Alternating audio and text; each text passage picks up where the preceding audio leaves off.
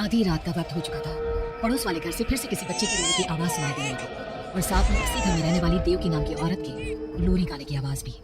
ये आवाज सुनते ही राधिका डर से थर थर कांपने लगी। उसने जल्दी से गहरी नींद में सोए अपने पति केशव को जगाया। केशव उठो, देखो ना, फिर से किसी की लोरी गाने की आवाज आ रही है बाजू वाले घर से। क्या हुआ राधिका, क्यों परेशान हो रही हो? अरे कोई आवाज नहीं आ रही यार। लेकिन अभी बस 2 मिनट पहले तो देव की लोरी गा रही थी और एक बच्चा रो रहा था। अरे कोई मूवी देख रहा होगा, उसकी आवाज होगी। देवकी और उसके पति मोनिश ने बताया ना कि उनके बच्चे नहीं होते। उस घर में कोई बच्चा नहीं है। अब ना तुम भी सो जाओ और मुझे भी सोने दो।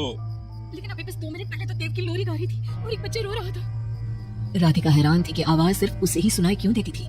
लेकिन जब उसके पति केशव ने उसकी बात नहीं सुनी तो वो सोने की कोशिश करने लगे। लेकिन राधिका के कानों में किसी छोटी बच्ची के हंसने की आवाज गूंजने लगी। राधिका बुरी तरह से डर गई थी। अगली सुबह मैं दुकान जा रहा हूँ, आज माल खत्म हो रहा है दुकान में। इन दिनों पता नहीं क्यों लोग जमकर खिलौने खरीद रहे हैं। आज बड़े बाजार जाकर सारे खिलौने ले आता हूँ। आप रात होने से पहले आ जाएंगे ना? लगता है तुम देवकी से अभी तक डरी हुई हो। अच्छा ठीक है, देखो घर के पीछे वाली गैलरी में मत जाना, क्योंकि वहां से तुम्हें अक्सर देवकी नजर आती है और तुम ना फिर डर जाती हो। ठीक है केशव, मैं आज उधर जाऊंगी ही नहीं। जब भी उधर देखती हूँ कुछ डरावना ही नजर आता है। केशव दुकान चला जाता है। तभी अचानक राधिका को याद आता है कि घर की गैलरी में उसने कुछ कपड़े सुखाए थे। डरते हुए वो वहां जाती है। दूसरी तरफ देवकी की गैलरी नजर आती थी। राधिका जैसे ही कपड़े लेकर वापस आने को पलटती है, उसकी नजर सामने देवकी की गैलरी में पड़ी। वहां एक 4 साल की बच्ची खड़ी होकर उसे घूर रही थी। हे भगवान, ये कौन है? कौन है ये? मैं इससे पूछूं कि इसका नाम क्या है? हाँ पूछ लेती हूँ, फिर केशव को बताऊंगी। वो मेरी बात पे भरोसा नहीं करते ना। बेटा कौन हो तुम? हाँ, तुम्हारा नाम क्या है? गुड़िया। तभी अचानक वहां पर देवकी आती है और वो बच्ची गायब हो जाती है। क्या हुआ? आप किससे बात कर रही थी? वो यहाँ पे मैंने एक लड़की को देखा था। वो कौन थी? कहाँ गई वो अभी? कौन लड़की? मैंने कहा ना मेरे घर में कोई बच्चा नहीं है। मैंने देखा था, वो यही थी। वो आपके पीछे कौन है? राधिका को फील होता है कि किसी ने उसे धीरे से पुकारा, आंटी। राधिका पलट कर देखती है तो वहां वो छोटी बच्ची खड़ी थी। राधिका चीख कर बेहोश हो जाती है। जब उसकी आंख खुलती है तो केशव उसके पास खड़ा था। क्या हुआ राधिका? राधिका होश में आओ। वो तो बना हो देवकी जी का, जिन्होंने तुम्हें बेहोश पड़ा देखकर मुझे कॉल कर दिया और मैं घर आ गया। तुम उस गैलरी में गई ही क्यों? केशव, वो लड़की यहाँ आ गई थी और वो देवकी, वो ठीक औरत नहीं है। तुम पागल हो गई हो राधिका। आज देवकी जी ने ही मुझे तुम्हारे बारे में बताया। क्या सोचती रहती हो? अरे कोई नहीं है उस घर में। अगले दिन केशव की दुकान जाते वक्त, मैं भी आज आपके साथ चलूंगी। अच्छा ओके ठीक है, चलो चलो। दुकान पर पहुंचकर, वाह केशव, कितने सारे नए खिलौने। और ये इस पैकेट में क्या है? अरे एक बड़े साइज की डॉल है, मार्केट में नई आई है। सोचा अगर लोग खरीदेंगे तो अगली बार और ऑर्डर कर दूंगा। क्या मैं देख लूं इस डॉल को? हाँ देख लेना। मैं जरा माल लेने बड़े बाजार जा रहा हूँ। तुम दुकान संभाल लो और आराम से बैठकर खिलौने देख लो, ठीक है? केशव दुकान से चला जाता है। तभी कुछ देर बाद देवकी दुकान पर आती है। कैसी हो तुम? तुम यहाँ क्या लेने आई हो? गुड़िया। गुड़िया?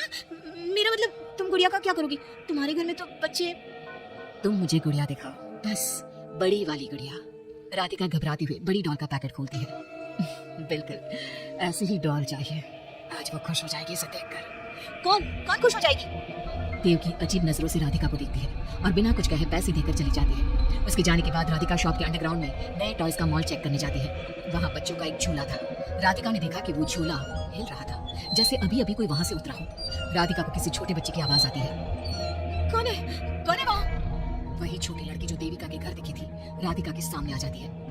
आंटी मुझे गुड़िया चाहिए, वो बड़ी वाली। मेरे पास कोई गुड़िया नहीं है।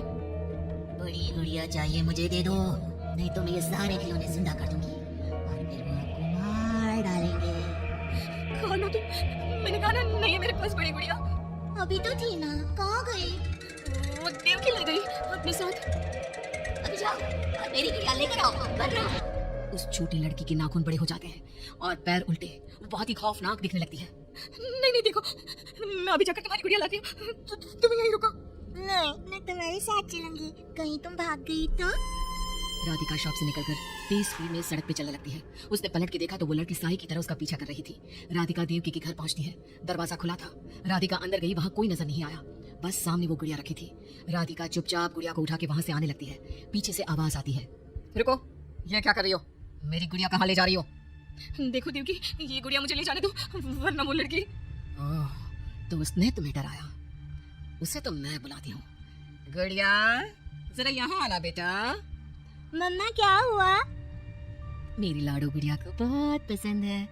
देखो ना, 10 साल की हो गई, अब तक डांस से खेलती है। ये तो वही लड़की है, और ये 10 साल की नहीं 5 साल की है। हाँ, लेकिन जब उस कार एक्सीडेंट में मर गई तब 5 की थी, अब तो 10 की हो गई है ना। मतलब ये मेरी बेटी है और मरने के बाद भी मेरे साथ है। इसे ना लोरी सुन के ही नींद आती है, और डांस तो इसे बहुत पसंद है। राधिका बुरी तरह से घबरा के भागती है। भागते भागते मेन रोड पे आ जाती है। वहीं उसका एक्सीडेंट होता है और उसकी मौत हो जाती है। तो राधिका की मौत के बाद केशव को पास वाले घर से बच्चे के रोने और लोरी गाने की आवाज सुनाई देने